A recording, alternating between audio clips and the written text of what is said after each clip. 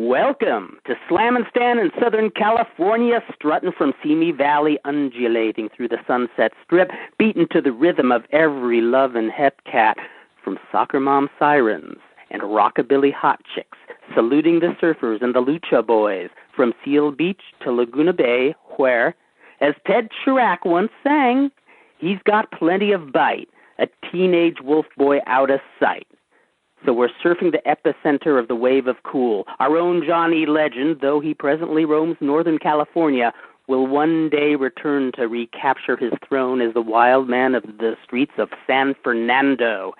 Welcome, everybody, to episode number 47 of Slammin Stan. This is Vandal Drummond, joined by the engineer, the man who drives this cyber truck, Fredo Esparza. How you doing tonight, Fredo? I'm doing good. It's going to be a big weekend. It is going to be a very big weekend, and while I know that is going to be the nucleus of our episode, one thing that I want to bring up before we dive into all of that was I read this week's Wrestling Observer, and nothing overly surprised me in the annual awards.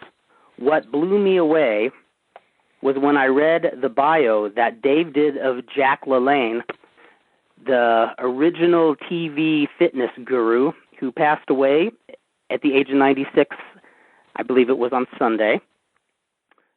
I had no idea, nor do I know anybody who has any idea, that Jack LaLanne was a professional wrestler in the 30s. Really? Yes. Was he any good, or? Apparently I guess he is really respected as a tough guy. I don't know if he was like an elite shooter. I doubt that, but apparently he was a respected tough guy. Apparently he never brought it up in his later career, as I guess he didn't want to have a tough guy image, which is interesting. Most guys do. I thought he was embarrassed or something. That could be too. Apparently he did stay in touch with some of the people in the biz. He was friends with, I believe Dave wrote it, was Strangler Lewis and Lou Thez, and he was a personal trainer for the original Boris, what's his name? Not Boris Badenoff, not the chess player Boris Goodenough. Were you thinking Boris Zukov? Because it was the original Nikolai Volkov. Boris Zukov, who used to be Private Jim Nelson, who when he was Private Jim Nelson looked a hell of a lot like Stan Laurel. The original Boris Volkov, that's the name I was looking at. But anyway, I just, as a Southern California, want to give a final salute to Jack LaLanne. I know he only had a brief tenure in the wrestling industry. Did it say how long he was in wrestling? Or? It was in the 1930s, and I think his last known match, I believe he wrote, was 1939. So he was in a semi-main in Oakland in 1936, and I guess he went to a draw with a fellow by the name of Art Shires, who was a famous pro baseball player who got into pro wrestling after his baseball career ended. And sounds like he was kind of like a really colorful character and, made good as a heel. But I guess they had that match go to a draw, so sounds like he wasn't just somebody who was jobbing around. I mean, to be in the semi-main event, that's pretty good. Yeah, that's pretty cool. Back then, 20 years ago. Many years ago. And it's funny, while Eugene Sando was the guy who kind of, early in the 20th century brought a physical culture from nothingness to a cult following, Jack LaLanne took physical fitness from a cult following to the mainstream. I mean, he really jump-started personal fitness. He was everything Southern California in my mind. He was very Hollywood. He was, probably one of the most fit people in the fitness industry, and was also very good at self-marketing. He had it all. So 96 years old, not at all a bad run. I think the only shock is some people thought he would probably never pass away, which... I thought he should last till 100 at least. Yeah, I was actually surprised when I read it, only because, I didn't picture him ever going, to be honest. Well, once you get to 96, it's like, man, you might as well try to get to 100. Yeah. You got to start taking whatever medicine you need. so true, and I bet you even up until the end, he probably could have outdone me in the gym or on the track or in the pool. Do you know when his last appearance was on TV or anything? Or no, I do know something that he was probably keeping secret. At least I assume he was keeping secret, but apparently he had heart surgery last year. Oh, okay. Yeah, so once you get that, that's kind of... Yeah, so... At that age. 96, yeah, nothing to sneeze at. That's pretty cool. So, Bixie, baby, how you doing tonight? I'm doing okay. Excellent. Man, I just pulled up the Wikipedia page. Boy, he was jacked when he was younger. Oh, yeah, I know. Oh, and I remember a few years ago, I was in a bookstore, and I was reading a book that was like a history of the West Coast bodybuilding culture, and I can't remember which bodybuilder it was, but one of the guys who was, in the Venice scene in the late 60s, early 70s, he said that whenever Jack LaLanne came in the gym, everybody either tried to make themselves invisible or would finish their workout really quickly because they were afraid that Jack LaLanne was looking, I guess whenever he went to the gym, if he didn't come with somebody, he was always looking for somebody to be a workout partner. And 15 minutes later, or whoever was willing to be his workout partner was like falling over from exhaustion, just while Lane was probably not even breaking a sweat. It really is amazing, like the feats of strength that he do on his birthdays and stuff. Oh, that's astounding. I mean, I'm not sure what the last one he did was, but I know he did. When he was on his 70th birthday, he was handcuffed and shackled, and Wikipedia at least it says also fighting strong winds and currents, towing 70 rowboats with 70 people in them. Yes, I remember when that happened. I want to say that was 1983 or 85. I can't remember. 84 it says. 84, okay. And I remember, seeing with all the boats, I'm sure there must have been a working element to it, but still, it's amazing that you could swim even freestyle, doing that feat in that kind of weather. He was. It's probably not just the discipline he had. I think that guy was almost like just had freak stamina. I bet you I could try to follow all the workout and nutrition rules he did, and I doubt I could ever quite get to where he got. The funny thing is him outlasting so many wrestlers. Considering he did wrestle. It's true. It's very true. He more than doubled some of the people. Oh, yeah, easily. I mean, 96 in people years is actually 148 in wrestler years. Well, I'm looking at the WrestleReunion guest list, and I'm just trying to figure out which one of these guys. I'm surprised some of these guys are still alive. Oh, I know. I mean, Barbarian doesn't surprise me, but Warlord, I was a little surprised he was still around. Yeah, and Ken Patera too. That's right. I forgot Ken Patera's going to be there. That's going to be very cool. Yeah. Billy Anderson is coming down with Superstar Graham. He's not pictured on here, so. What's that? He's not pictured on this thing for some reason. Oh, on one of the pages he is. I think it's under the vendors. Oh, yeah, the vendors. Oh, so this one is just for the WrestleReunion guest. Yes. Yes. In fact, I guess the only wrestler that is the oldest surviving wrestler right now, I believe it's Angelo Savoldi. Yeah. That's what it is, because I know Meltzer mentioned that somewhere on the site, and I think he's in that age range. Yeah, that he was a few months older than LaLanne. So he was the oldest after Abe Coleman died. That's right, and Abe Coleman, I believe, made it to 101. He was at least 101, maybe even a little more. Wow. So you think that's impressive in any generation. You think the Insane Clown Posse is going to be awake at 9 a.m. in the morning?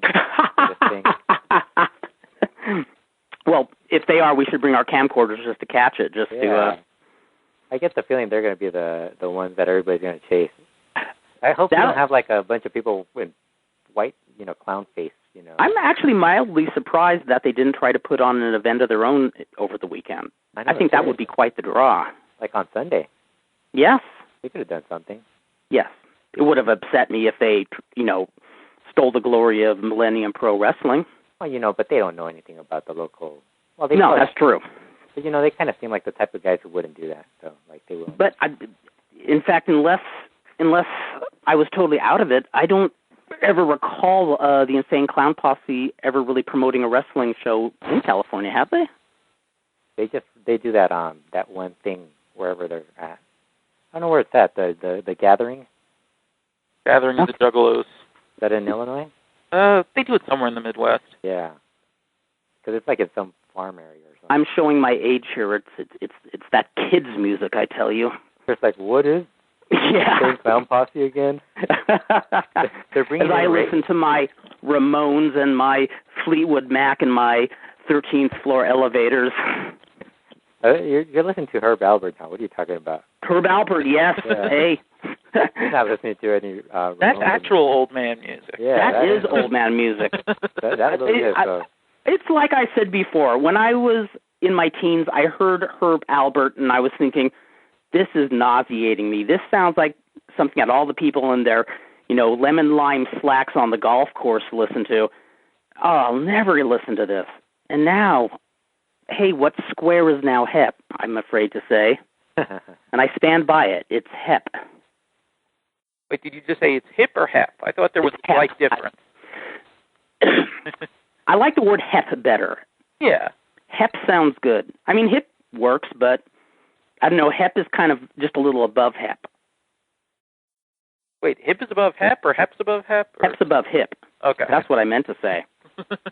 Yeah, there's just, boy, I'm glad Elena's not here. You're married to a speech pathologist, and, she'll nail me on my dyslexic speech patterns here. We'd be hearing her right now. You're ruining the show, Kurt. That's right. I should bring her on, have her do a run-in. We've yet to have a woman do a run-in on our show. We know a lot of women that would do it, but they don't really want to do it. That's true. They're bringing in Raven. Have you seen any of Raven's videos on YouTube? No. What's the story on those? It's just him, like video blogs, basically just vlogs, and he just talks about what's going on with his life or like answers questions. But he looks really old. Like he looks older than like Terry Funk and all those guys. Really? Yeah, he looks really like bad. Yikes. Well, he really screwed up his thyroid. Oh, he did? Yeah. Oh, I didn't know about that. Yeah, he talked about it, that he did so much steroids that it threw off his thyroid. Yeah, 'cause he looks really old. Like, I mean, like, he looks like he's 70 years old already.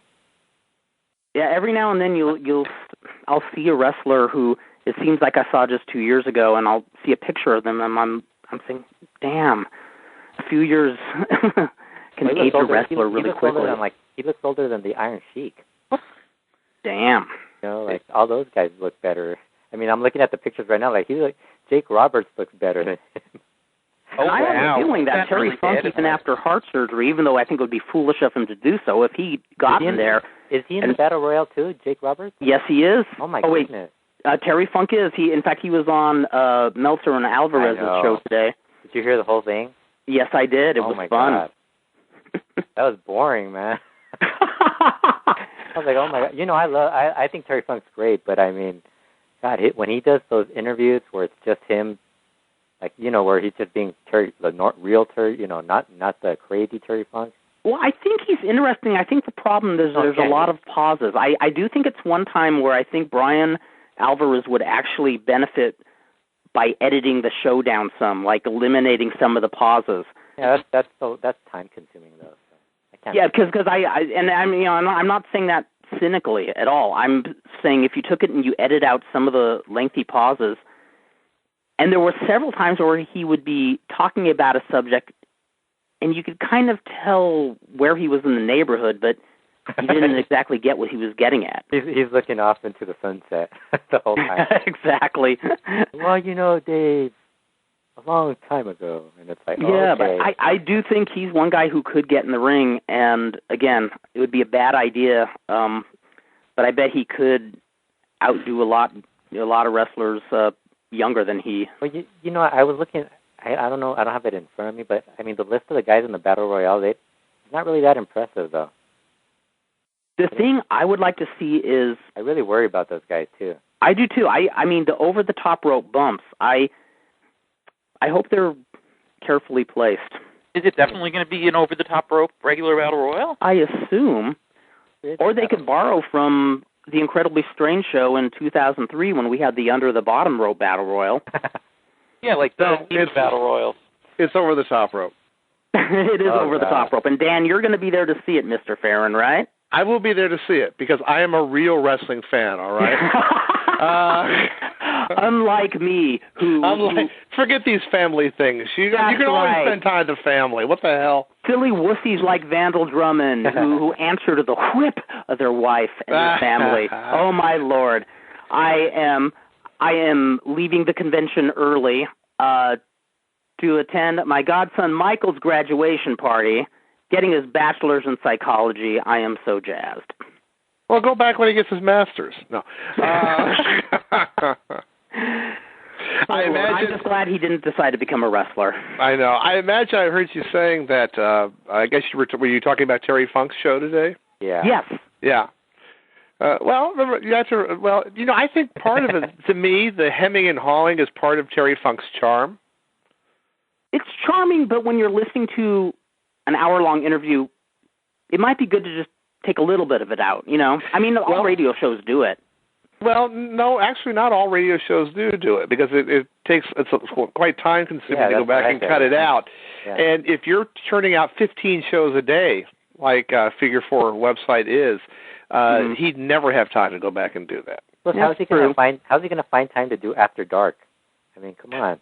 I think that's a whole different thing, and I think there's a little bit more excitement about that. So there might be a tendency to be a little more caring with that one. Which, by the way, I've listened to both episodes, and that is an awesome show. Yes, it is.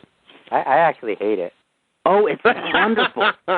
It's a great homage to Art Bell, who he is fashioning it after. I was quite tickled to hear that he was a huge Art Bell fan because Art Bell was just the greatest whack job of his show. It was art unto itself. The only thing better than Art Bell was hearing Phil Hendry do Art Bell.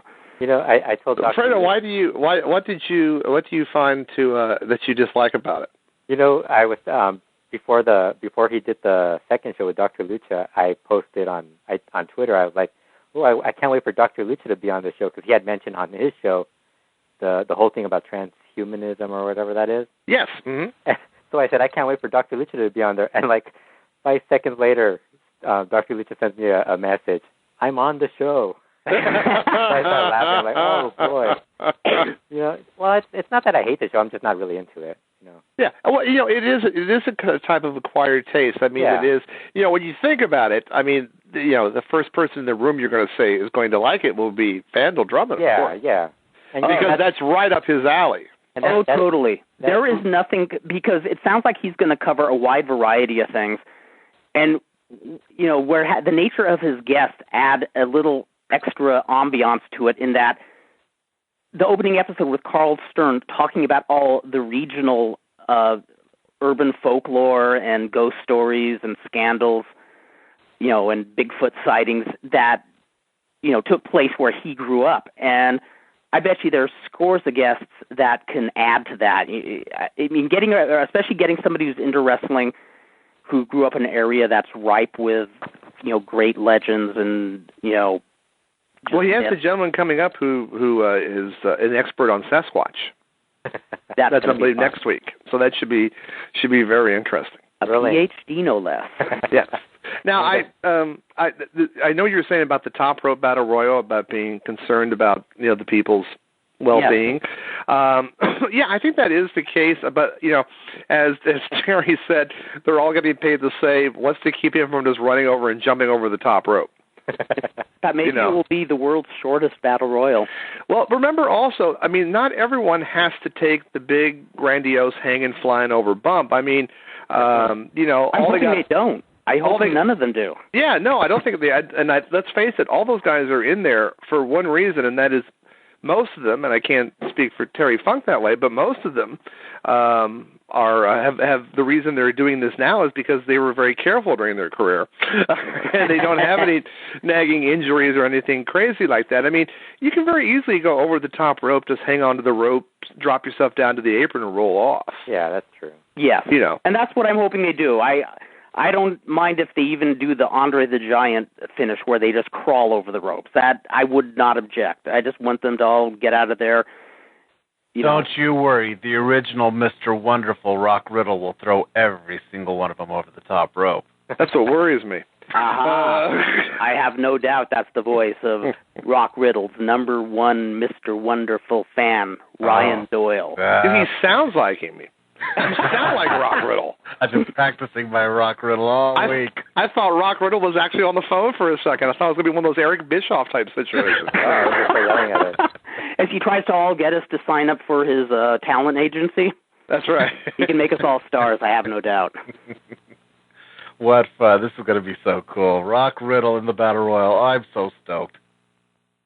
Yeah, it'd be interesting. I think it'd be very interesting because if you look at the guys involved, I think in the old days, quote, which is not that long ago because we all remember them, the old days, it would be all those guys would be like, competing to, no, I want to win, no, I want to win now. And I think now, basically, the way it is now, they're all just like, okay, fine, I'll go in. And I wouldn't be. One of those things we always joked about, Kurt, and that is, what if they were to have the have the battle royal? What happens is they ring the bell and everybody goes over the top rope at the same time. That would be hysterical. Everybody goes over. Did it, but we did have that idea for the finish of an incredibly strange wrestling battle royal, where the HIV kid would take out a blade and just gig the hell out of his forehead, and everybody would eliminate themselves out of fear. We haven't done it yet. And you know what? We're not going to. That's what Farron says. Johnny Legend exactly. will have a say in that. Well, yeah, but yeah, no, I don't think that's a wise move anymore. I know. It's as incorrect as saying retard these days. That's right. There we go again. There he goes again. Did you get any letters off of that? No, because actually people would have to listen to the show first to get letters off that. So that's... And the people who do listen to it can't read or write, so. Yes. Because they're retards, and since they can't read or write, they just kind of bang their head against the wall in anger. And they live in San Bernardino, too, right? So we're going to do the whole thing. I don't mean to skin them all. Fredo, you don't think the guys in the Battle Royal is enough name power? I don't know who's in it. Well, it's Ken Patera and Savio Vega and Mike Graham and Mr. Saito and the Powers of Pain and Bob Orton, Paul Orndorff. Mike Graham. Very yeah. Mike Graham. Everyone's favorite wrestler. LA favorite, Mike Roddy Graham. Piper. LA favorite, Mike Graham, I don't think I've ever met anyone who Mike Graham is his favorite wrestler. Mike Graham. Hey, Dan, are Mike Graham and Superstar Billy Graham going to be playing off the relation there? I remember in the early 70s they were playing off that relation. Yeah, well, they might, but there's a couple of things there. First of all, again, when you're dealing with basically a Los Angeles, let's face it, for those of us who have been longtime wrestling fans, we don't know that much about Mike Graham. I never saw that much of him over the years. We knew more about any other Graham. I mean, we had Dr. Jerry Graham. We had every other Graham out here, And also, I think, unfortunately, because of the way Superstar, the condition he's in, I don't think that there's going to be a lot of a give and take in that situation. Yeah. I think it might just be enough for him to get there. And because, even they were talking that Mr. Fuji, they're doing these special photo ops and whatever, and they're doing this one with Mr. Fuji and Mr. Saito, and they're doing him in a ring, but Fuji, basically his knees and his hips and everything are so shot that he's doing his outside the ring, sitting in a chair. Oh. Mr. Fuji's one I would actually love to just mark out over. I would love to. Well, do you know what they're doing for Fuji and Saito, especially more so for Saito than anything else? You have a special photo op. You can get your picture taken with both of them, and they give you a McDonald's apron and a hat to wear. Oh, I'm not joking. What? I'm serious. That's what they do. That's what they're doing. They call it a special fast food theme. That's right, for Ken Patera and Mr. Saito, yes? Yeah. Mm-hmm. Yeah. I thought Saito didn't actually really do anything at the... I'm trying to remember what the story is. I thought he didn't really do that much at the actual McDonald's. He did enough to make you want to get a picture with McDonald's apron on. He did enough to do time, so I think that alone would be, Well, yeah, because it wasn't so much the McDonald's incident itself. It was their response when the cops came to the hotel. Okay. And I'll never forget reading the newspaper story about the two wrestlers beating up cops. I can't remember how many cops there are. Were, but there were a lot. Supposedly, there were quite a few. Yeah, it wasn't just 2 or 3 cops. They were cleaning house on a bunch of cops. But the part where I just started uncontrollably laughing is the newspaper article said, they were like pummeling the cops with punches, kicks, and knee drops. Yeah. No, supposedly, and supposedly they put a female cop in the figure 4. I remember that because I kept thinking, why did she let herself do it? Were these working cops? I don't understand. You have to understand. That cop's last name was Wyndham, so she knew that just when she was about to tap out, all she had to do was turn over and reverse it, and Saito started screaming in pain and shaking his hair a la Ric Flair. Gee, it's a good thing Dusty Rhodes wasn't there. They'd all have to duck their heads and run into his elbow. But I just pictured a cop laying spread eagle somewhere, on the floor, and, Saito and Patera getting on top of the television set and just signaling to the other cops, okay, here I go, knee drop. I wonder if before he did it, did he whisper in the guy's ear to call the move at least? Did he do that? Yeah. And then he shot him because the cop fucked up the spot. Yeah, he literally goes, knee drop. And the cop goes, what do you mean? Ow! Damn jobber cops, And I'm sure Saito must have given at least one karate thrust to the throat, being in a headlock and then the quick karate thrust into the throat. I think the other cop's eye. That's the reason why, they broke the window. They broke the window so Saito could go inside and get salt. Hell, at McDonald's, they even have it in little packets. Could you imagine? You had to open that little small packet. Hang on, I got to open 20 of them to get a handful, That reminds me, you know what the greatest Vince McMahon call in the history of his career as an announcer is? What? Okay, it was when Fuji and Saito beat Martel and Gurria for the tag titles, and Martel goes to the top rope for a flying body press onto Saito, and Fuji throws the salt, right in his face. Perfect. Yeah. And then Vince, as he's calling the replay, it's right in the face with nothing but pure salt. Right in the face. I actually wish McMahon would turn babyface. He was hysterical as a babyface announcer. No, that's true. Actually, there's also some great earlier ones too, where you get to where especially if you have a really bad jobber, and Vince was really annoyed by him, he would mock him to no end. During the whole. There was the famous one, I think, with Bad News Brown or whatever it was, with a guy named Steve Reeve, I think his name was, who was just awful. And every time Bad News would hit him, he took a bump where it was like a Warner Brothers bump where he looked like he was choking on something or whatever it was. And at the end, Bad News threw him out of the ring, and the guy slipped and didn't catch the rope at all and just went out through the middle rope right straight down to the ground. And there was a kid sitting in the front row who jumps up and does the Home Alone look. Oh my God! Oh, that's great. There's one that, believe it or not, there is one match I actually saved from 1983 where the Sergeant Slaughter, still in heel mode, wrestles a jobber, and I'll never forget, his name was Paul Fisher.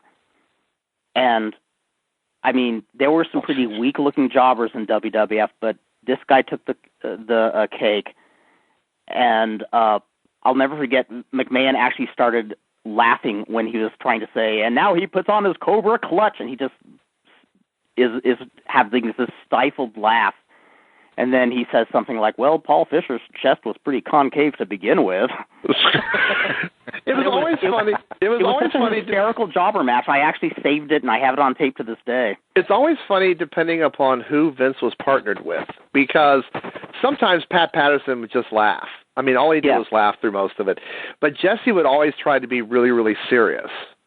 And it was always fun. I actually pulled out and took a look at the very first Royal Rumble, the first one they broadcast. And it's so funny because it, the calls on everything. First of all, it's great because that's the one that has the jumping bomb angels on it. Yes. And Vince can't even figure out which one's which. And he starts referring to them as Bomb Angel 1 or A and B or Bomb Angel Pink or whatever it was. Yeah. And, Jesse's going, that's really good, McMahon. Way to do your homework. That also has the great classic, one of Jesse's best acting performances, and that's the thing with Dino Bravo when they break the bench press record. Because he does this whole thing. I mean, talk about your classic heel stuff. He's yelling at the crowd to keep quiet. Even if you don't like this man, respect what he's doing. Yeah. And of course, every time it's just like that wonderful sheep thing. Every time you tell them not to yell, they yell louder. So remember, the Mongolian Stomper has a very special inner ear condition where he cannot take loud noise. Right. Oh, that's right. I remember that. That's great. That was great. Mongolian Stomper is a very underrated heel. I mean that only because people who did not see him did not realize how good he really was, and that's why, unfortunately, it's mostly just a lot of people up in Canada or down south who got to see him in his prime. Well, even down south, though, he didn't do do promos. That's true. He didn't. And he was an amazing promo. He just drew in the Mongolian gimmick, so he never needed to talk. His face turn was one of the best face turns I think I've ever seen. When they did a thing when they supposedly killed his kid or whatever it was. Yeah. That was such a great. I mean, I think that's even available on YouTube. You can look it up if you need to see it. But it's just an amazing piece of work. I should actually put the whole thing on YouTube because because the ones on YouTube usually are the ones like either from the home video or whatever. Yeah. You don't see Ed Whalen's reaction after where he quits and stuff. But I actually have the TV version, so I should put that up. I actually saw that not too long ago on YouTube, and I mean, it was one of those things where everybody was shooken up. They kind of panned quickly to the crowd, and everybody's mouths were open, and it was a pretty heavy deal for back then. It was very well done. And then they have to cut away, and then there's like this near riot, and they have to cut away, and he does the promo once the building's empty, and it's just. It adds to the gravity of the whole thing, and it's just so beautifully done, and it also makes you remember about the way things. I hate to sound nostalgic again, but the way things used to be when you could actually do that stuff and people would buy it, as opposed to being so sophisticated now that every time we see it now whenever anybody jumps in the ring to start a 2-on-1 situation, everybody stands up and looks at the dressing room because they all know where who's supposed to be coming out when and where. Well, and even the polished interviews are fairly phoned in, where I remember times even wrestlers who weren't that polished in the mics, if they could sound passionate enough, people would still buy what they were saying. Remember when Maivia turned on Backlund? Yeah. Backlund didn't say anything very eloquent. Backlund never said anything very eloquent. No, he didn't. And look, he got over. There was no problem. I think a really good example of that is someone like Ricky Morton, who was not he wasn't polished, but he was good enough and fired up enough that he was a really good interview. Yeah. I do agree. One other great Vince McMahon babyface moment, and I wish I don't think I have this on tape, but when they first started running LA in '83, that's when Bob Backlund and Sergeant Slaughter did the angle where Backlund was doing the step test and Sergeant Slaughter beat him with his riding crop. Oh, yeah. And they were doing a spot for the LA show, and it was July 4th weekend when it was coming up. And it was shortly before the Grand Wizard died, and he came out there and, went on this great speech about how, Bob Backlund was, the only reason he was in college was because he was a draft dodger in Vietnam, and Sergeant Slaughter was a true hero. And as he's saying this, Vince McMahon has this crescent moon frown on him, and then says, "Is that your justification for that brutal beating you delivered?" And the Grand Wizard just gives that great Grand Wizard smile and just says, yes. God, I love the Wizard. Well, I also got a kick because since we know that that Vince is so conservative, there was a couple references that Jesse Ventura did where he goes like, you're just like Ollie North, you can't tell the truth, that kind of stuff. Yeah. And I would love to have heard some political conversations between Vince and Jesse. That would be actually really fun. I'd love to hear that today, as a matter of fact. Yeah. Oh yeah, that'd be good anytime. Well, tons of guests at WrestleReunion. Yes. Roddy Piper. Mm-hmm. Tito Santana. Arriba. And several kings of whatever happened to. That's so energetic. My favorite Tito Santana story was at the Los Angeles Sports Arena. He was wrestling Butch Reed. Tito came out, did his whole thing, took off his T-shirt, threw it into the audience, and 5 seconds later it came back into the ring again. Someone threw it back into the ring. Now, Mean Gene Okerlund. That would be cool. That would be. I think they actually are doing one of those video things where you can actually do like a 1 minute thing where he interviews you and you talk back and forth or whatever. Who is Mean Gene? Yeah. He's going to come. Oh, yeah. You know what I would do? I would go ahead and pay money to have that done, and I would say, you know what? I'm not even going to be involved in this. I'm paying money to have Rock Riddle stand here and be interviewed by Mean Gene. I would actually pay money. I would pay money to have Lucky Pierre interviewed by Mean Gene Okerlund. Oh, yeah. I don't think Mean Gene could take it. All right, little guy, step in here for a second. Well, yeah, that's oh, good grief, you look like my mother-in-law. Is that why you wear that mask? Yeah. That's a great idea. Barry O is going to be here, too. I'm sorry? Barry O. That's right. interesting. That's interesting. I haven't seen or heard anything in him in years. Actually, the last couple of Cauliflower Alleys I've gone to, he's been there, each one. Yeah. Does he sit alone or? Yeah, pretty much. He's there with his sister Rhonda. I mean, they're there each year. Have no idea what he's doing, but yeah, he's going to be at WrestleReunion. There's going to be a number of kings of whatever happened to, as Dan Farron most wonderfully coined the phrase. Let's see. Mr. Wonderful is going to be there too, isn't he? Hey, there you go. Oh, I thought they're both there. That's right. Wonderful. The two Mr. Wonderfuls are in the same place. I know. We're going to have to keep them apart, man. Owner's going to say, wait a minute, who? What? There was another Mr. Wonderful before me? Lordy. Oh, Lord. Mr. Aguila. Yeah, there you go. That's right. Ray Bucanero. Mil Mascaras and Dos Caras. Yeah. That's right. Can you get a photo op with Don Caras, too? Yeah. Chicago, and I think there we go. There's a picture. Dos Caras, Mil Mascaras, Lucky Pierre. Yeah. There you go. The missing Rodriguez brother. There you go. The one they don't like to talk about. the one that they kicked out of the house. You're the one. It's the one that Alberto inherited the good looks from. Yes, exactly. That's right. Now I want to ask Ryan. Yeah. Ryan. Uh-huh. Probably the world's biggest Rock Riddle fan. When did you first see Rock Riddle? What draws you to him? And why haven't you seek treatment for it? There's a pill, I heard. Rock Riddle, when I first started going to the Olympic Auditorium with my 3 older brothers, we started going about 75. So I was literally like 4 years old.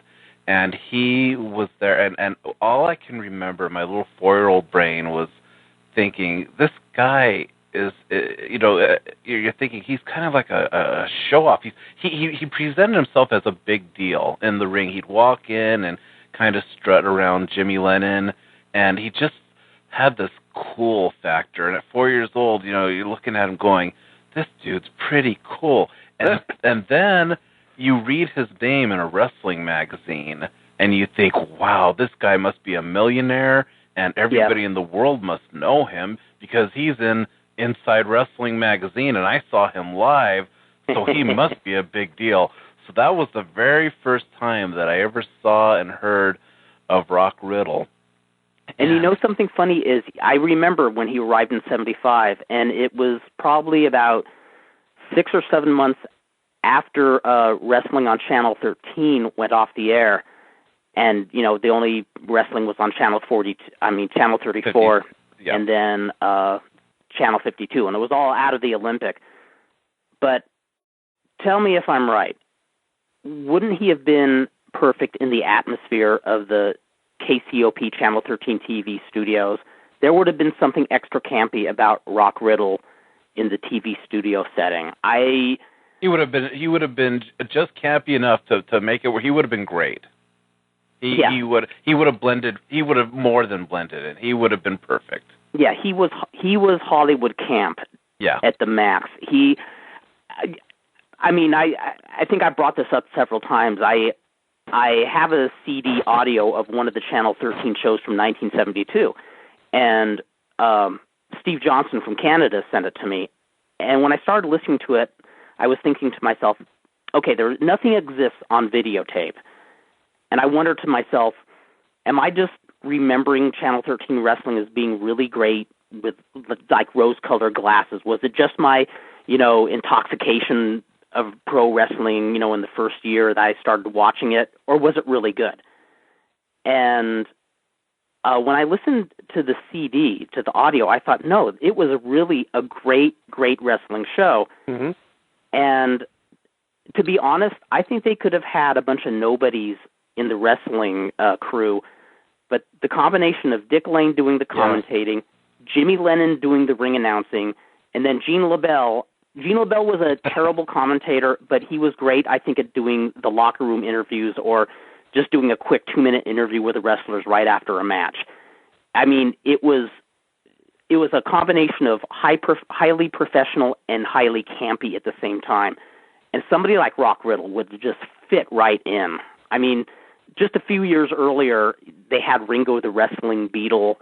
I mean, nothing was too campy for Southern California. And in my opinion, when the TV studio wrestling disappeared, a lot of the charm kind of dissipated in Southern California wrestling. That's just my opinion.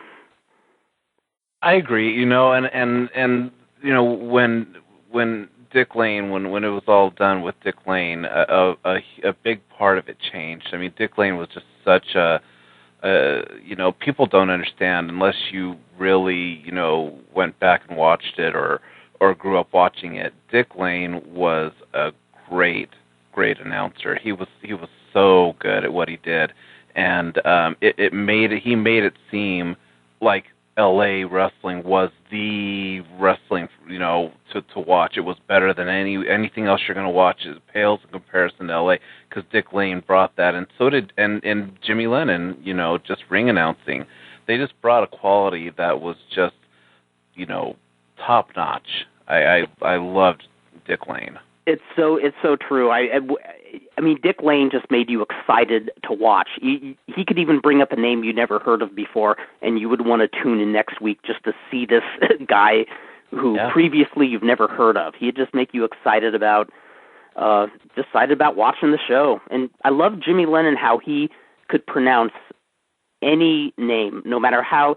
I mean, you're so used to so many, wrestling announcers butchering the most simple names that are, slightly exotic. Ted DiBiase. Yeah, Ted DiBiase. Oh, the one I'll never forget, Don Owen was awesome, but I'll never forget when Siva Afey wrestled there. He said something like, this Siva Afey's kind of a hard one to remember, so we're going to call him Jimmy Afey. Well, I bet you anything Jimmy Lennon would have pronounced where Siva Afey's hometown was. He would have said his full name without missing the accent or anything. I mean, that guy could just pronounce a name like nobody. He was known for telling boxers, I can't promise you that you'll be a star boxer, but I can promise I'll get your name right. Nobody can make the names Mil Mascaras or La Pantera Negra sound any better than Jimmy Lennon. Yes. Or Reno Tu'ufuli. Tu'ufuli, or El Muchacho de Zacatecas, Bengale. You know, it was funny. I saw online this past week. Someone had posted the famous Ricky Doze and Freddie Blassie match. Yeah. And was all excited about it. But there was that horrified old man in me when somebody wrote and said, "Who's the announcer? Is that Gordon Soley?" You know, and one of the few times that I ever, I think if you look at it on in my little description there, it says joined 2005 postings 35. Like in 6 years, I've posted 35 times mostly. But I wrote, and I said, no, that's Dick Lane, and he was also he was a very famous announcer, and he was actually in the first group of guys to go into the Observer Hall of Fame. This is true, yes. Wow. But the thing was, back then, all the announcers, because they all, no one trained to be a professional wrestling announcer back then. All these guys came from someplace different. They were either in the newsroom, a weather guy, a sports guy, an actor, whatever, and they were brought in to be the announcer. And the thing was that they were basically given full reign to develop whatever personality they wanted to.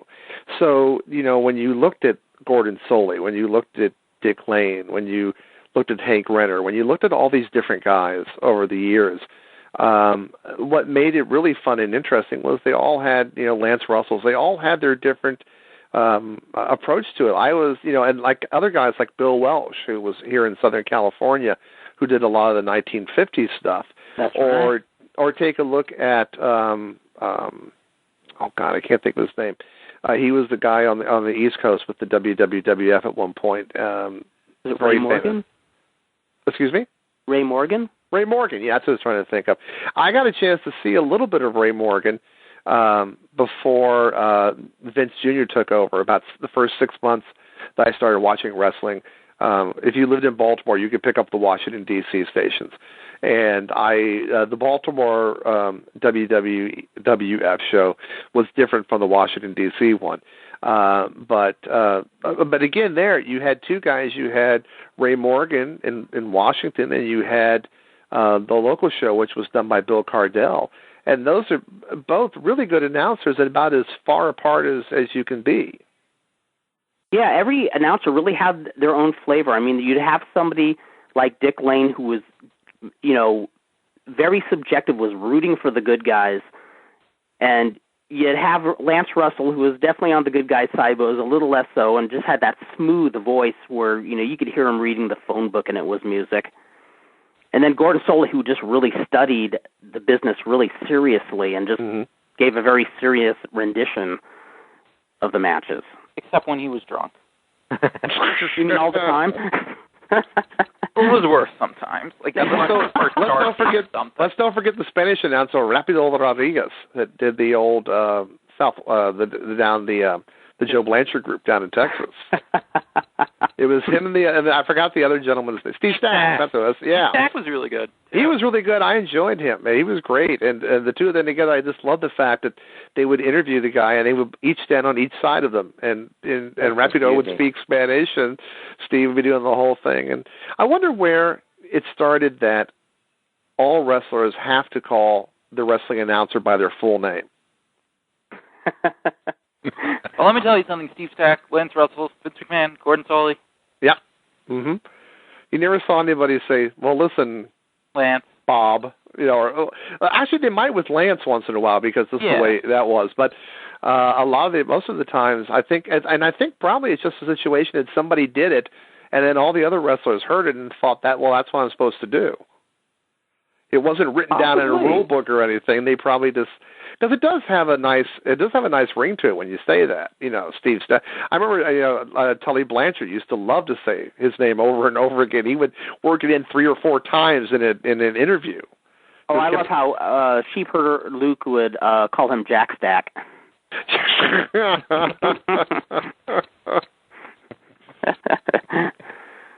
Maybe Ernie Ladd had it the right way, though. Mr. TV announcer. Yes. I love everybody was Mr. TV announcer. We also have Millennium Pro Wrestling this Sunday. Yeah, we do. That's going to be a really good show. Actually, I'm looking forward to it. We have Tammy Situ also will be at the MPW booth on Saturday, Sunday, and Friday. We'll also be out there and be involved in the show, and we have Davey Richards going up against Ryan Taylor, which should be really an excellent match. I'm looking forward to that one. And a lot of other stuff that can always happen, that always does seem to turn up and happen. And we must not forget the hair versus mullet match. The Afro versus mullet. Afro versus mullet, I stand corrected. Excuse me. But, yeah, I mean, either way, that's going to take a good half hour to cut somebody's hair. That's all I got to figure. Who's going to cut the hair? Did you guys hire a barber? I believe they did. Did you get the CMLL barber? You're going to wear it. I wanted to get the barber who's the ones they always have where the clippers don't work when they're in the middle of the ring trying to cut them. That's always my favorite. The clippers don't work? Are we talking basketball now? Yeah, exactly. The clippers have never worked, all right? Ryan's on the show. Come on, have a little respect. Ryan's a Clipper fanatic. Ryan's a Clipper fan. Big time. Oh, Lord. But that's going to be, that's out at Yankee Doodles in Simi Valley. It's going to be really good. And then we're actually going to be at Yankee Doodles I think we got about 9 shows booked there this year. Are you guys going to be on KCAL 9 or something? Excuse me? Are you going to be on KCAL 9? Like, are they going to do No, I wanted to mention that CBS 2 and KCAL 9 reporter Soraya Fidel, who Southern California viewers are very, very familiar with, she is actually going to be ring announcing one of the matches. She is actually going to be there. So people who are familiar, who watch the news in Southern California, Soraya Fidel from CBS 2 KCAL 9 will be there, and she is very much looking forward to it. That sounds very interesting. Yeah, we're looking forward to seeing her. This is kind of a throwback to when there would be celebrity appearances like that on the local SoCal wrestling scene. Dan, is this a surprise for you or something? Excuse me? Is this a surprise? Oh, no, I knew about this already. Okay. This just threw you off, huh, Dan? Oh, no, actually, no, I tell you what threw me off. I wrote to Ryan earlier and said, how did you wind up getting her for the show, and why in the world is she doing it? Yeah. Is she going as a fan, or is she just going to do this? Well, I've known her for a while, and I was telling her about the wrestling show and telling her all about, the things that I'm involved with and everything, and she, although she's not a huge wrestling fan, she had said, I'd kind of like to check it out. I've never been to one and everything, and one thing led to another, and now she is going to be ring announcing for one of the matches for Millennium Pro Wrestling. Ryan, do you know if she's going to just come down at a certain time, or is she going to be there pretty much for the whole show, or do you... I think she's gonna be sticking around for the whole show. I think she's. Okay. I know she's ring announcing for one match, but right. She'll be around. So I made the suggestion to some of the other powers that be that you might want to pass on to her, having dealt with a lot of people who were guest ring announcers in the past, especially a lot of women. You might want to pass on to her to wear pants, 1, and 2 to wear flat shoes. And if she gets down there early enough, we'll show her how to get in and out of the ring, which will avoid a lot of embarrassment at a later point. Yeah, no need for achy feet or wardrobe malfunctions. Yeah, exactly. Or right. I mean, I remember, I think it was one of those Alex Knight shows, Kurt. I don't know if you were on one of these or not, but I remember they introduced this local woman who was like a councilwoman or whatever, and she actually did trip getting into the ring. Oh, no. A blooper moment. It's one of those things where, you just can't get that back. One time I was on jury duty, and we were in the jury room, and somebody knocked on the door, and I reached back to open the door, and I fell backwards in my chair over. And you know what? No one takes you seriously after that. Just hide in the corner right there. Yeah, I just sit there and go, okay, fine, guilty or not guilty, I don't care. Go with everybody there at that point. So yes, appearance by Tammy Lynn Sitch, and bell time is 5:00 p.m. Mm-hmm. Yankee Doodles, 2830 Topo Street in Simi Valley, and you get further info at their website, mpwwrestling.com, and yes, we're involved with the show, but these are really good shows, even when we speak in the most unbiased sense. These are I'll probably throughout the weekend be posting either on Facebook and Twitter any pictures or anything that from the convention or from the show that come up, so that way people can see what's going on. But they are really good shows, and even though I do work on them, I do say that because I know how hard everybody works to make the shows as good as they possibly can be. And and the people in charge really have a good idea that none of the guys are walking around saying, we're going to be on ESPN 18 next week,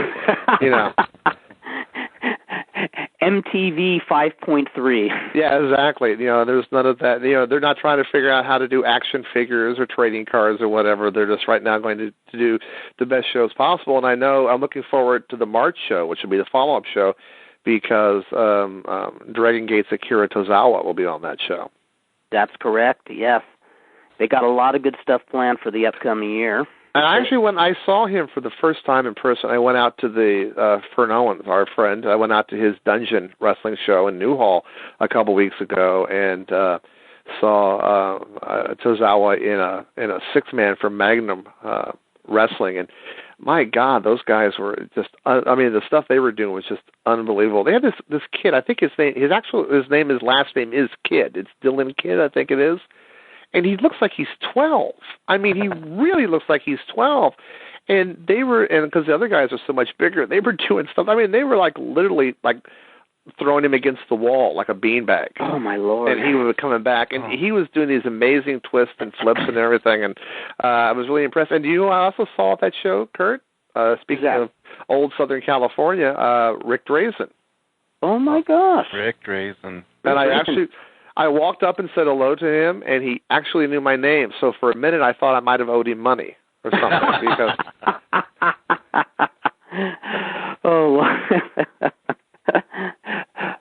Rick Drazen, how is he doing these days? He looks the same, and he looked fine. And he had a hand in training Fern and a couple of the other guys, and he came down to see them. And he was he looked the same as he always has, and it looked to be in great shape. Yeah. Last time I saw him, he had aged really well. Still in very good physical condition. And does he still have the Superstar Graham look? Yep, still does. Yep. Speaking of which, I saw a few weeks ago. I saw Danny Wolf and Joey Gaynor, and as we were talking, I was trying to talk Danny into coming to the WrestleReunion. And I mentioned Superstar Graham was going to be there, and then Joey Gaynor just kind of snorts like the real one or the local one. And I said, "What do you mean the local one?" And then Danny Wolf said, "There is some guy in the Southern California area who goes around telling people he's Superstar Graham." Awesome. He actually has a license plate that says something like. But aren't there 800 guys that do that?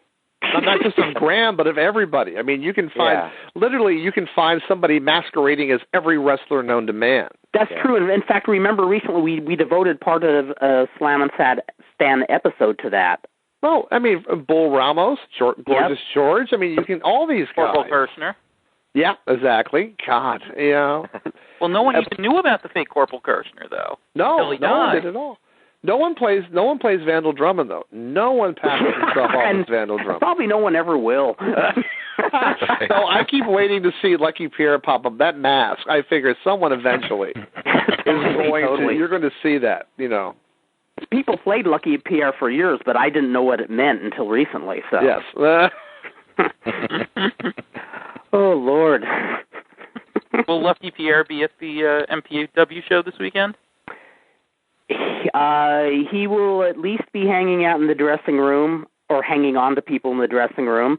I don't think he'll be actually making an appearance on this particular show.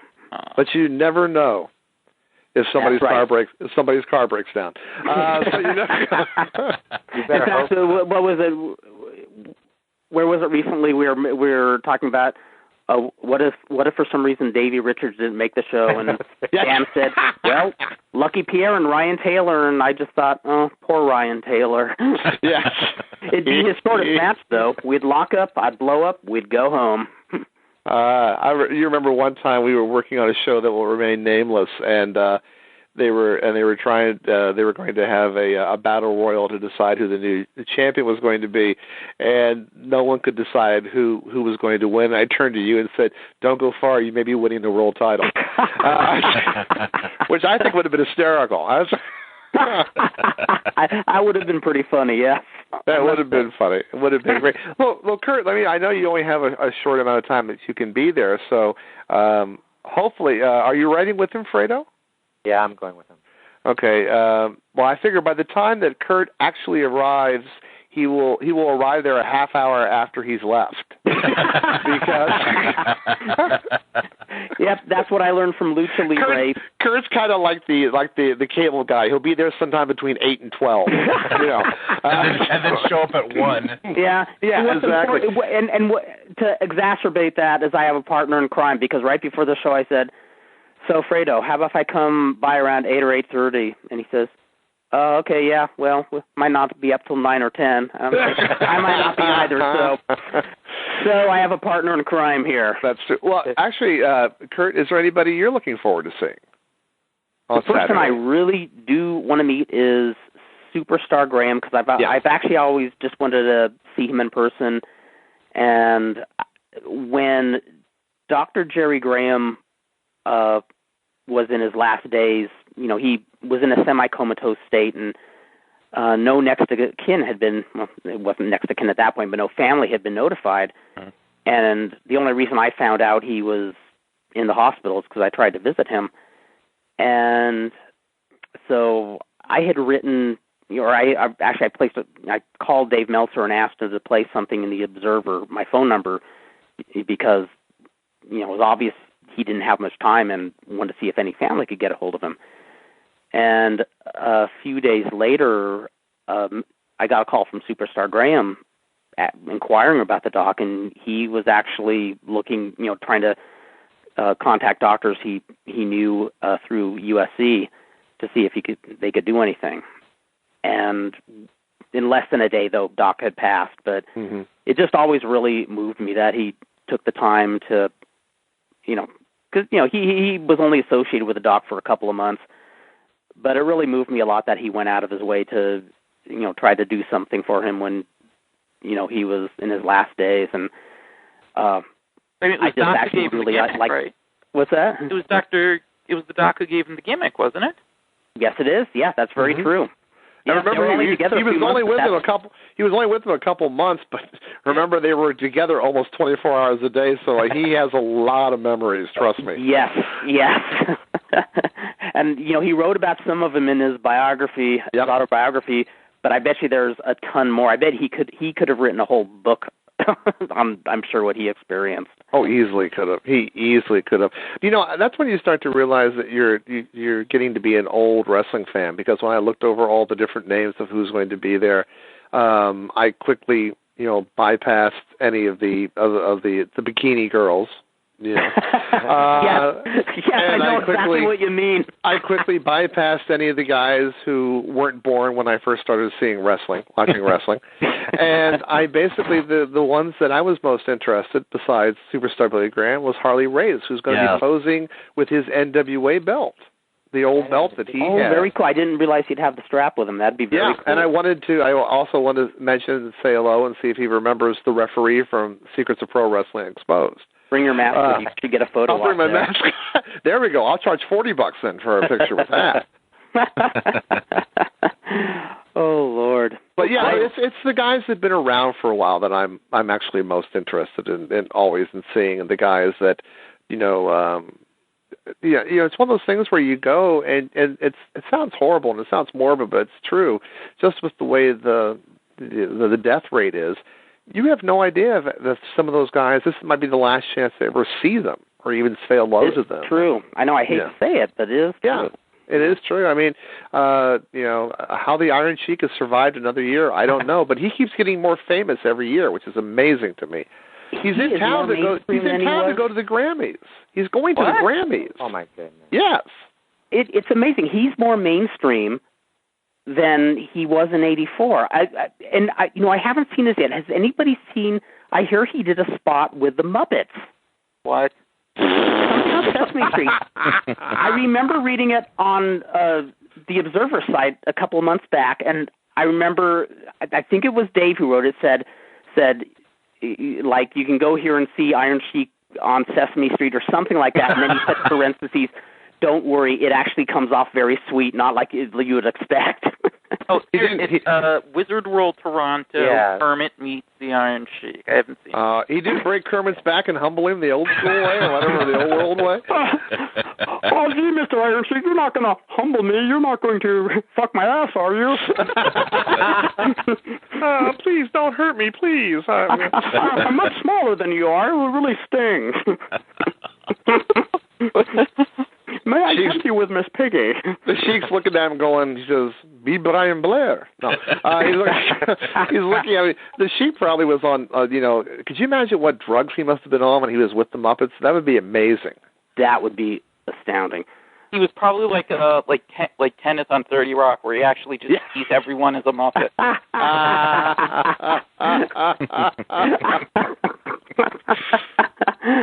Oh Lord.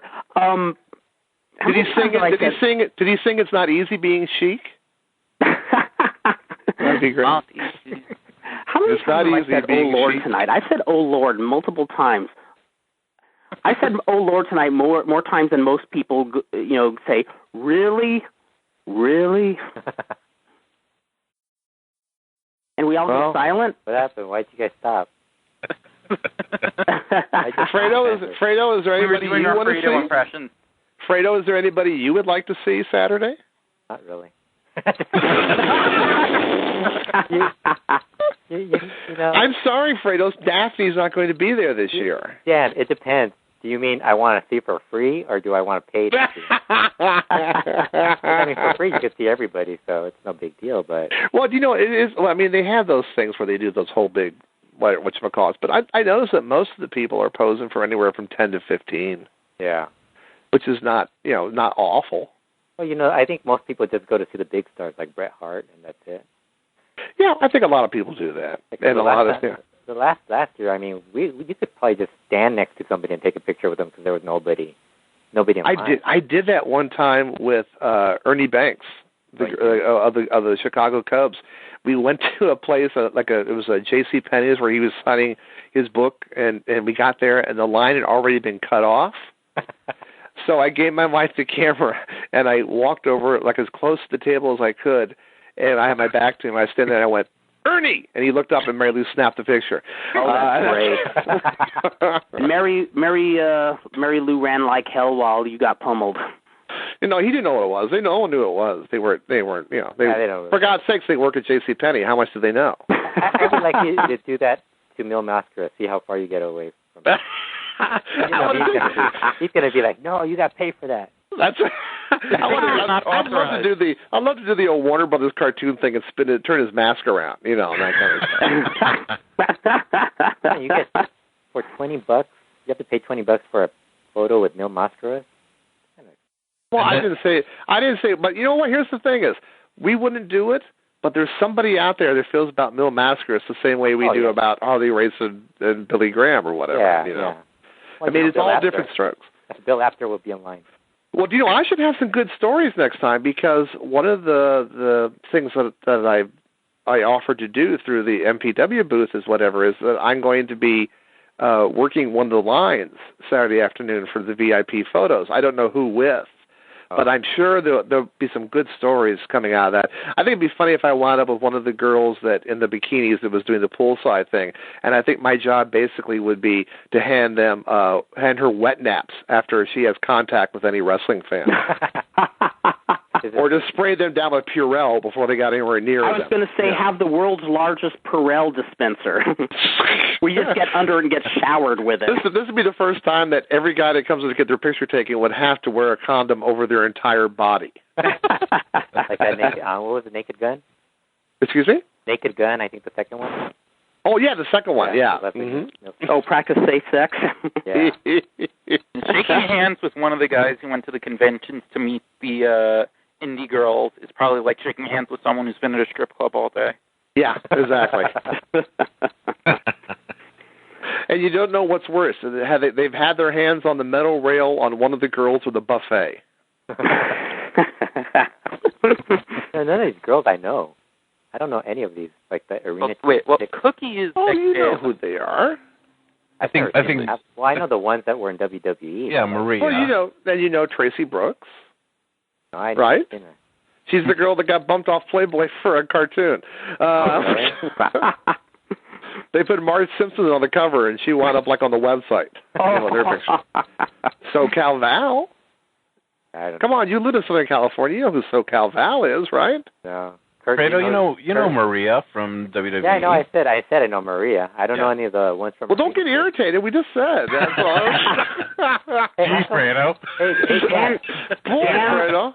Dan, how come Hollywood Book and Poster didn't get any of you guys in for autographs? Good question. I don't know. It's a good question. Let's go on Eric Caden for this up. Oh, I'm always available for autographs. Don't worry. You know, like Dara Benson. Yeah, I was surprised that Billy Anderson was going there as a guest for like some vendor who's actually selling other stuff as opposed to buying his own table. I mean, I'm sure he's a well guy, but it's not like he was a star at any point in his career. Well, I know Eric Caden well enough. I mean, the guys he's bringing down are basically, Mondo and Chavo Guerrero and Billy Anderson, and people that he's had contact with over the years. Billy has wound up becoming probably most famous for the guys he trained more so than anything he did. Though it was on Facebook the other night. He put up a great picture of himself laying flat on the mat with Mr. Fuji standing over him.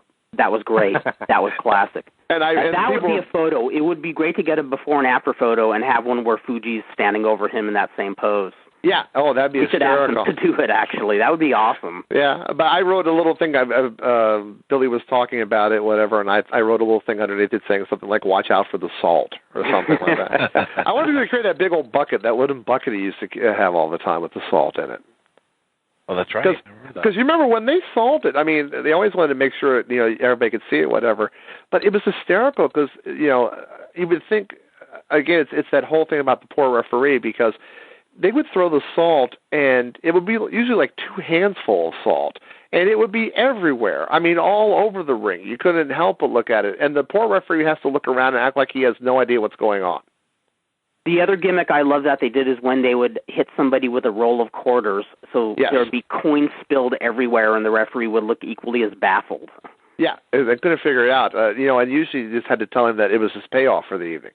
Exactly.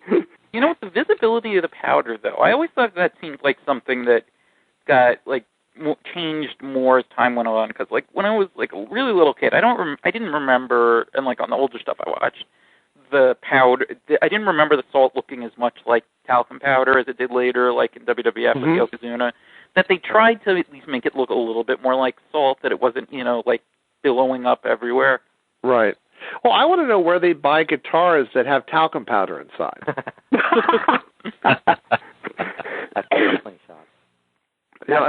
That's always thrown me.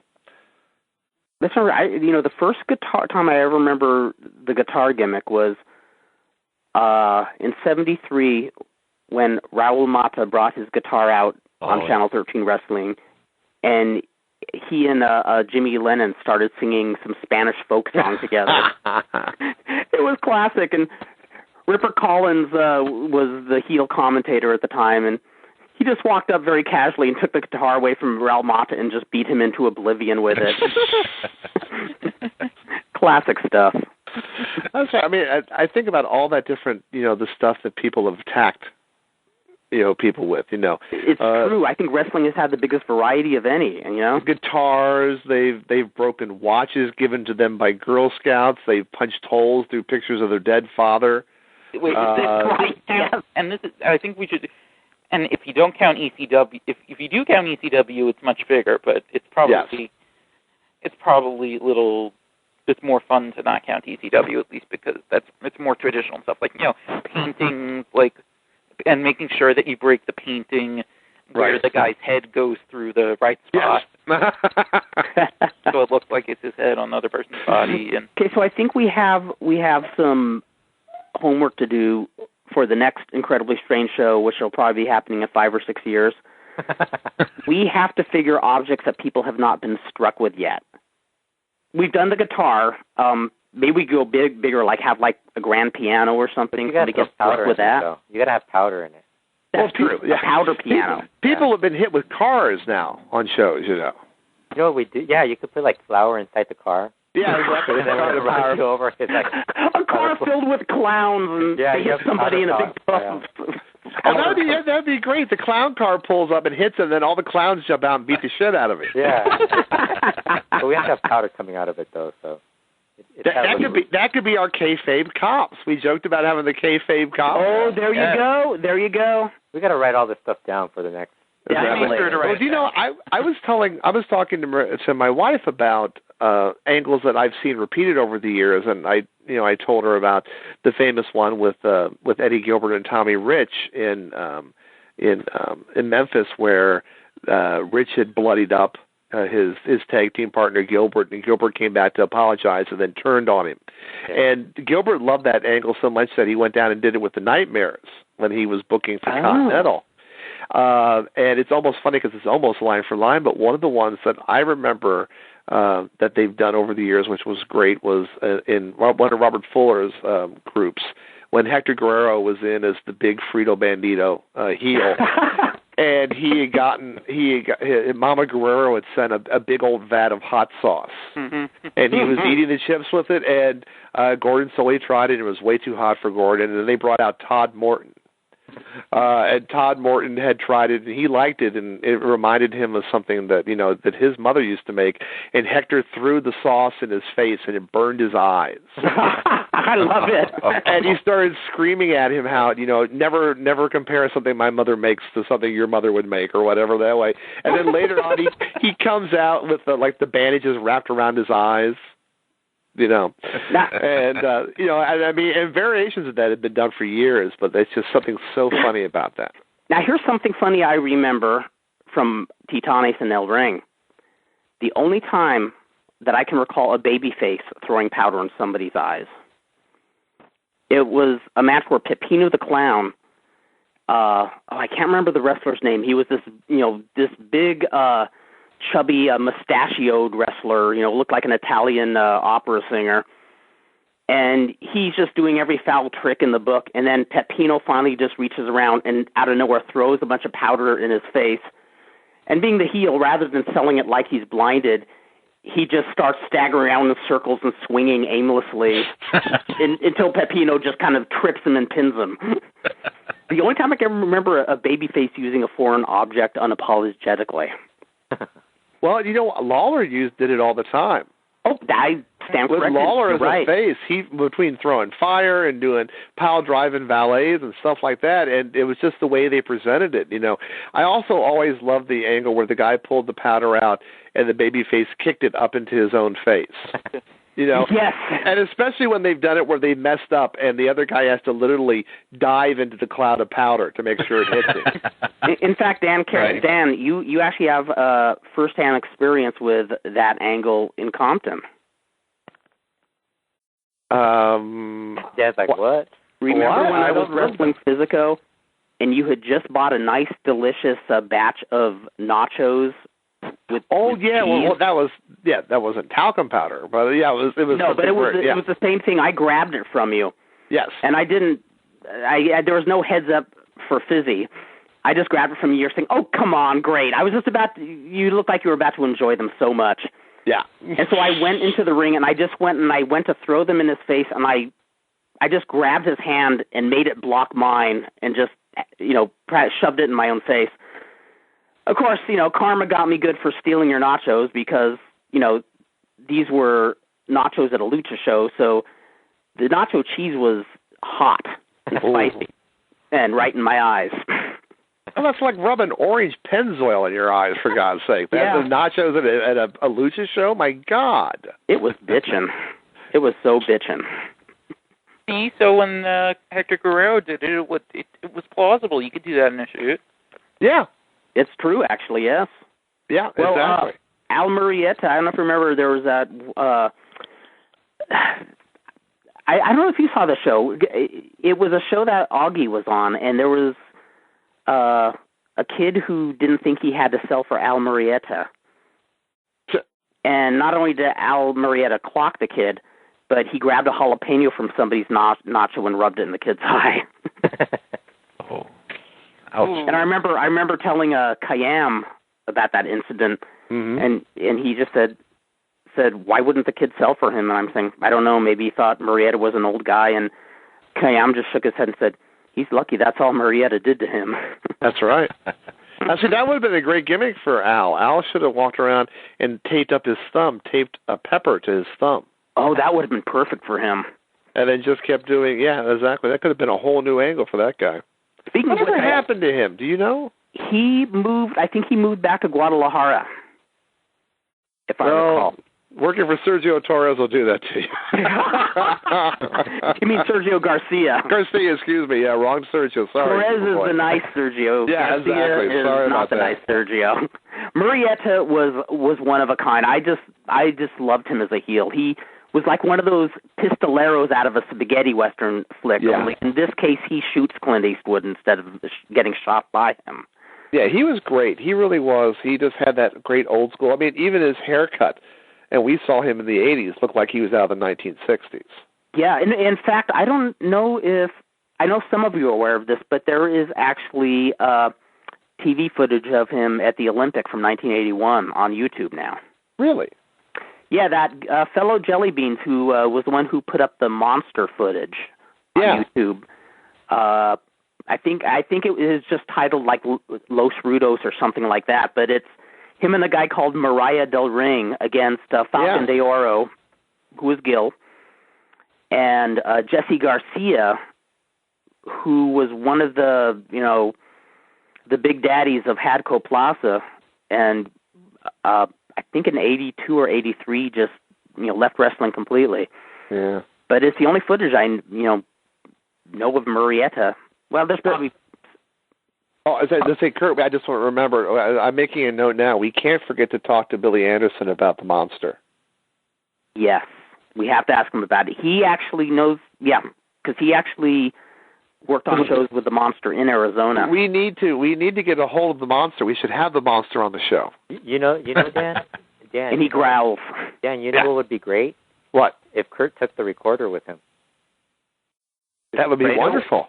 You know what, Fredo? I'll do it. Do you know how to use it already, or? Kind of, sort of. You can probably figure it out faster than I can. Well, just bring the instructions and we'll do it. Okay. You could in fact, if you want me to run it by your place tomorrow night.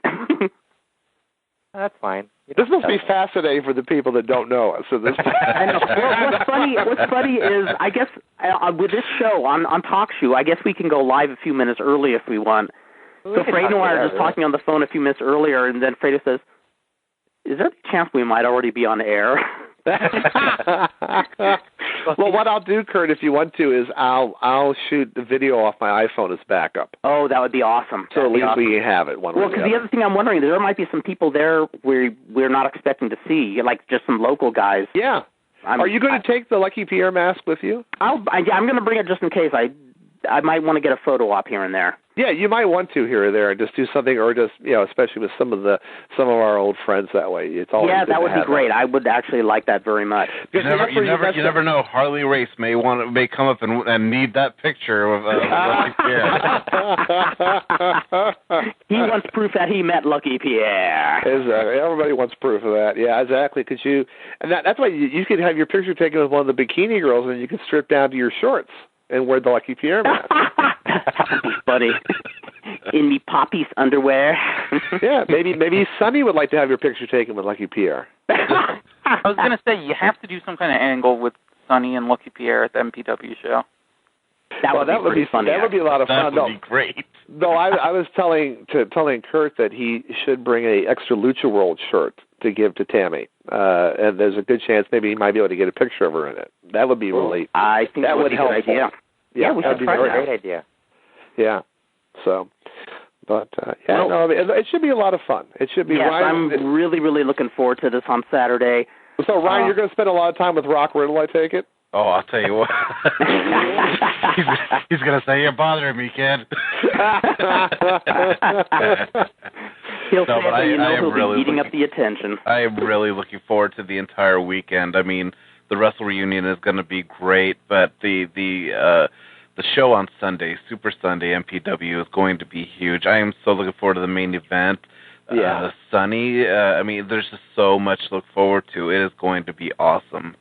Yeah, for the people who have not seen Ryan Taylor,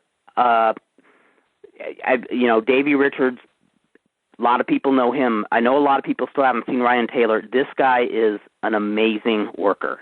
And this is a great, and I can't think of a better opponent for him right now. Would be somebody like him. Yeah, that is worth coming to the show alone. The whole show is going to be a fun show. It's going to be. It's what I always try to do, and I kind of, like I said, I told you before, besides doing the stuff back and forth, I kind of come in after it's all put together, and they let me throw a little seasoning on it. Do this, try this, change this, whatever. And, one of the things that I like about a show is I like to see a little bit of everything. I think there should be really good matches and some brawling and a comedy piece here and there, a little bit of everything. And I know that we've all worked very, very hard to make the show on Sunday a really good show, and I'm looking forward to it. I hope I'm sure we'll get a nice turnout, but I think that it's going to be, this has the opportunity to be our best show yet. Yeah, I agree. Very good. And if I remember right, admission's $10. $10, yeah. Which is very good for any pro wrestling show in this day and age. Yeah. And if you, like, for example, if you didn't get down to the WrestleReunion, Tammy will be, besides being on the show, she'll be also posing for pictures and doing stuff there, too. I hear it's a special Valentine's. She has a very special outfit and a very special Valentine's pose, because, the one thing you want to do is give your girlfriend a picture of yourself with a really hot chick. Yeah, since it's Tammy at your table, the onus is on you to have the Purell, at least for her. Oh, we're evil. That's It's really accommodating, though. You can get the newer hand sanitizer that's not as drying, and it has the aloe in it. It's very nice. Well, since there will be also many wrestling fans there, I thought I might go for the fire extinguisher kind. That just shoots it that way. Clear a path when you walk in there. I'm old school. I just want to lather myself in suntan oil and just throw myself all over everybody. Hey, Kurt, also we get to see one of our favorite things, and that is wrestling fans spending $300 to buy a belt and wearing it around the rest of the afternoon. Is that guy with the hammer going to be there? Probably. Oh, that's right. Oh, classic. Remember the guy with the hammer last year? Yes. That's yes. what I'm looking forward I hope he's there this year. There's a photo. Human hammer. I'll pay him $5 to get my picture taken with him. Hammer. Well, I want to tell people it's rare that I update the Stan the Embryo page these days. You still haven't Which is fixed a shame, by the way. You still What's haven't that? fixed it. I'm sorry? You What? still haven't fixed it. Yeah, I know. It's still kind of a mess.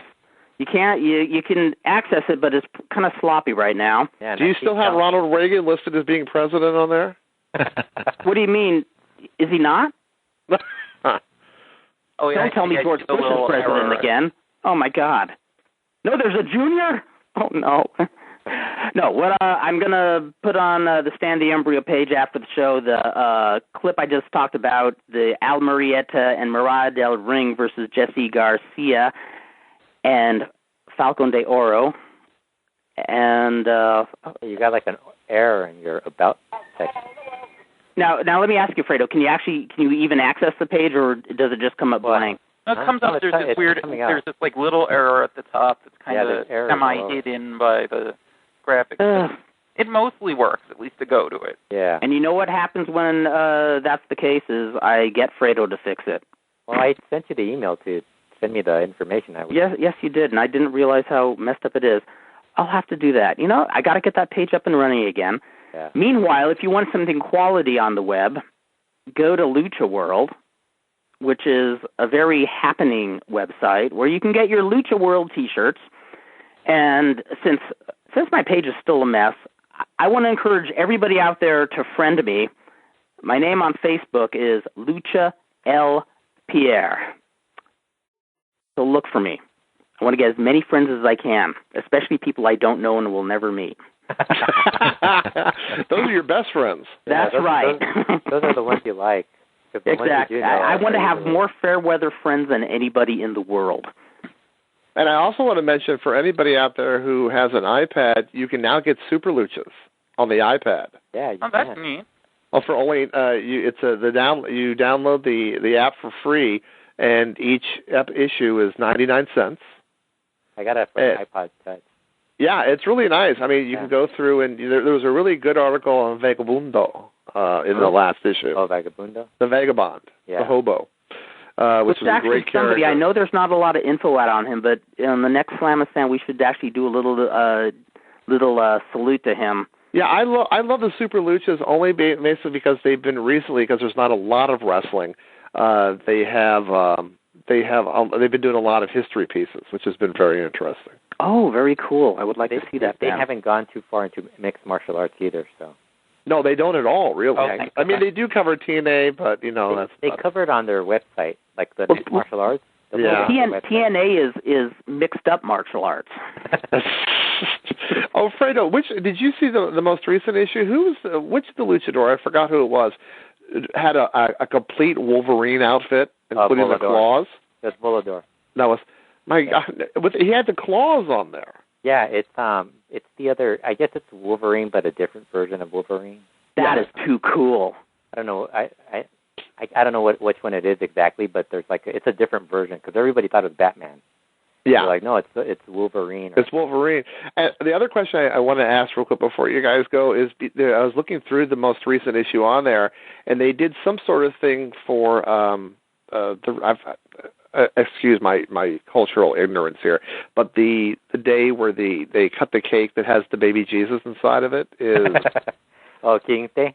Yes, they had in a store. They had Super Muñeco and Super Pinocchio and all those fantasy-based characters. Yeah. What?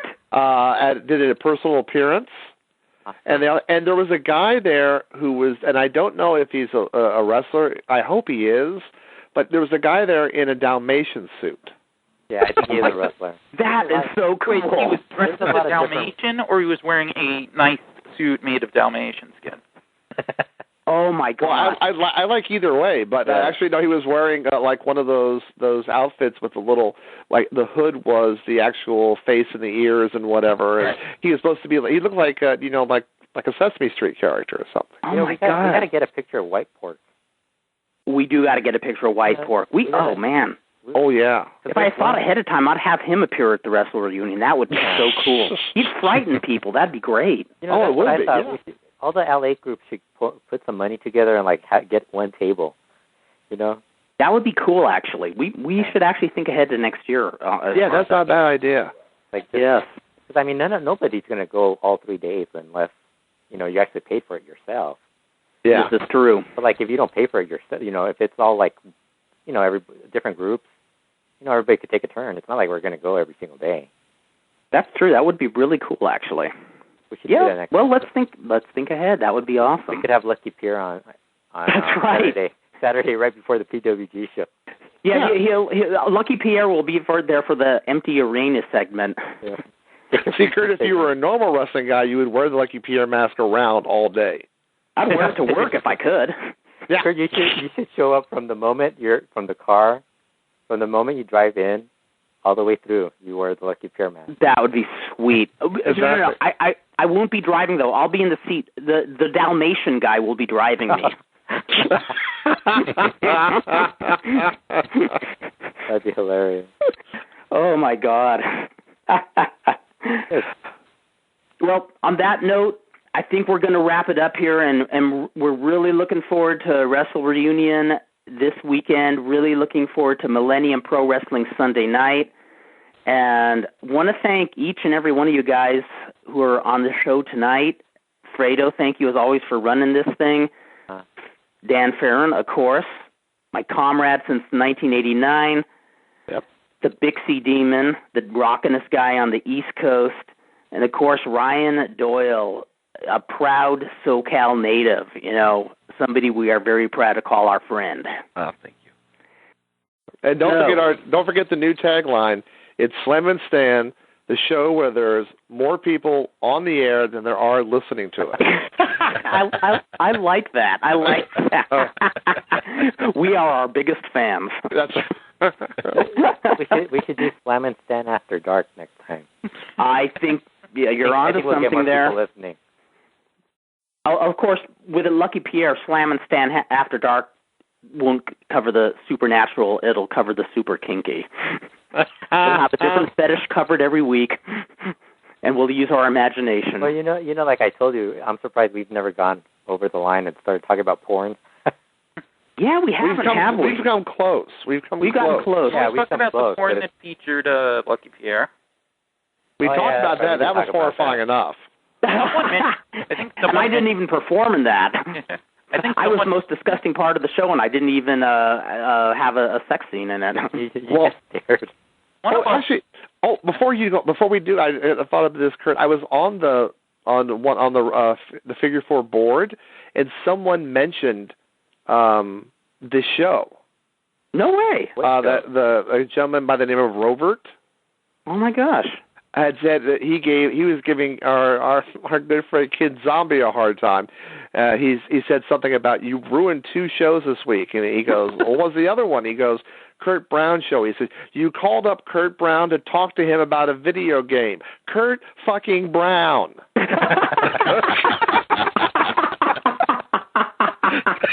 Oh, Robert. Oh, Lord. And it was hysterical, but oh my God! So if you're listening, Robert, we're glad to know that you're out there.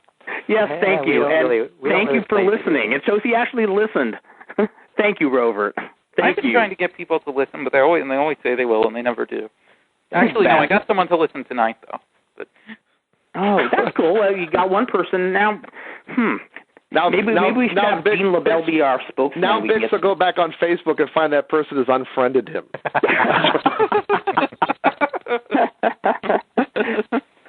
Oh, Lord. Well, hopefully next time we'll have some information about the monster. Yeah. Yeah, I hope we have some information about the monster also in the next episode. Fredo and I are going to talk about the best and worst of 2010. And I actually assume the rest of you cats will... and we can actually be in both sides. The Slammin Stan show can be on both the best and worst. That's true. I like that. I did both. Hey, I like swinging both ways, so we're there. Well, there's that porn line. We just crossed it. Okay. Yeah, and so next week we'll best and worst of 2010 and an Annie Sprinkle retrospective. We'll discuss Vanessa Del Rio. We'll try to call Kay Parker, but she might get that restraining order on us again. But we won't cross the line into porn altogether. Now, come on, that was cute, wasn't it? Hey, Kurt, are you going to hang up right as soon as we're done? Yeah, like you just No, I'm going to give the line, and I'm going to leave it to you guys to carry on the show for another 25, 30 minutes. No, yeah, that's what Slammin Stan After Dark is. That's after you stop recording streaming. You could end Slammin Stan After Dark, when Vandal Drummond hangs up the phone and everybody keeps talking, saying, now we can really start the show. On TalkShoe, you could stop the podcast, and you could still stay on the line. That's hysterical. I love it. This is way more fun than Blog Talk. So what you could actually do then, if you wanted to save money on your phone bill, is just have a show on here and have a relative on, and then just keep talking to him after it's over. Oh my God, we could call my Uncle Andy and just talk for a while, and we can learn about the wonders of Tulare County, and The next show is going to be bilingual, so. Ooh, we're going by. Yeah, we can get Rapido Rodriguez to translate. That'd be great. No, we knew that guy too, so. That's right. Yeah. No, not Roberto Rodriguez. Rapido Rodriguez. Rapido Rodriguez. Oh, and maybe next time we could have who's the referee Johnny loved? The Perez Prado? Perez Prado, yeah, God, yes. Exactly. But no, I love Roberto Rodriguez too. I think he's hysterical. Cool. He the guy looks more like Gomez Adams than anybody I've ever seen in my entire life. On that note, folks, Vandal Drum is going to leave. I don't know about the rest of these guys, but it's time for me to say, if you're walking down a street in Southern California on any given night and you see a bright light shooting across the sky, it's not a shooting star. No. What is it, my friends? Heavenly handful of Monstels powder. But you can find it on the inside of a guitar. That's right. See you cats in 2 weeks. Bye.